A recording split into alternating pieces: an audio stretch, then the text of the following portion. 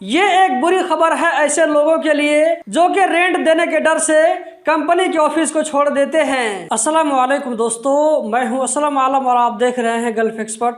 दोस्तों, इस वीडियो में कतर के बारे में हम कुछ लेटेस्ट अपडेट आप लोगों के साथ में शेयर करने वाले हैं, तो वीडियो को लास्ट तक जरूर देखें। इस वीडियो को हम आगे बढ़ाते हैं। इस वीडियो को देखने के बाद आप लोगों को ताज़ा अपडेट मिल जाएगा कि अभी कतर में नया वीज़ा मिल रहा है या नहीं मिल रहा है। कतरी लेबर मिनिस्ट्री की तरफ से हर महीना एक डाटा पब्लिक किया जाता है जिसमें न्यू वीज़ा के बारे में, इसी तरह प्रोफेशन चेंज करने के बारे में और लेबर कंप्लेंट के बारे में अपडेट दिया जाता है। इसमें से हम कुछ अहम चीजों को आप लोगों के साथ में शेयर करने वाले हैं। लेबर मिनिस्ट्री की तरफ से कहा गया है कि मार्च 2023 में total 7,450 new visa application submit किए गए, जिसमें से 5,551 एप्लीकेशन को अप्रूवल मिला, जबकि 1,899 एप्लीकेशन को रिजेक्ट कर दिया गया। इसी तरह मार्च के महीने में लेबर मिनिस्ट्री को 3,583 एप्लीकेशन प्रोफेशन चेंज करने के मौसूल हुए,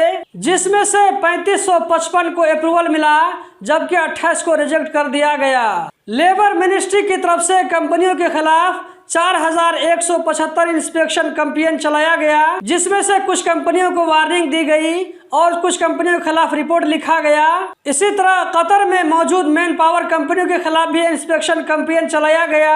इसी तरह मार्च के महीने में वर्करों की तरफ से लेबर मिनिस्ट्री में 2,097 कंप्लेन किया गया, 521 कंप्लेन को सॉल्व कर लिया गया, 234 कंप्लेन को आगे रेफर किया गया, जबकि 1,342 कंप्लेन अंडर प्रोसेस है, पेंडिंग में है। हम बढ़ते हैं अगले अपडेट की जानिब। Ministry of commerce and industry की तरफ से कंपनियों के बारे में एक अहम ऐलान किया गया है, जिसके बगैर कंपनी का सीआर और लाइसेंस रिन्यू नहीं होगा। वो ऐलान ये है कि कंपनी वालों को सीआर और लाइसेंस रिन्यू करने से पहले कंपनी का जो नेशनल एड्रेस है इसको अपडेट करना पड़ेगा। नेशनल एड्रेस में आपको कंपनी का लोकेशन आता है, जिसमें street number, zone number, area number, company का बिल्डिंग नंबर, इसी तरह इलेक्ट्रिसिटी नंबर, इसी तरह कंपनी का फोन और ईमेल दर्ज होता है। इन सारी चीजों को अपडेट करना पड़ेगा। इन सारी चीजों को अपडेट करने के बाद में ही सीआर और लाइसेंस रिन्यू होगा।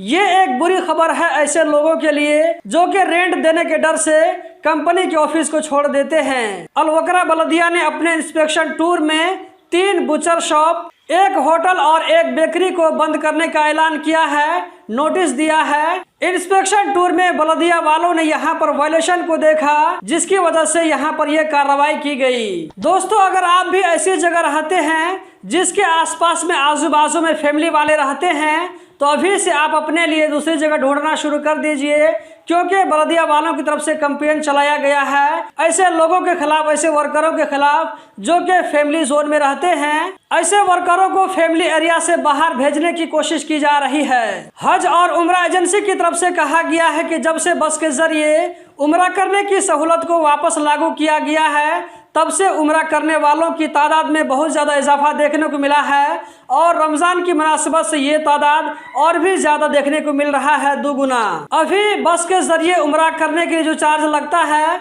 वो 2100 रियाल से लेकर के 2300 रियाल तक है, जबकि यही चार्ज फ्लाइट के ज़रिए 3,500 रियाल से लेकर के 7,000 रियाल तक लग रहा है। ये 20 रमजान से पहले की बात है, जबकि 20 रमजान के बाद अलग से चार्ज लगेगा।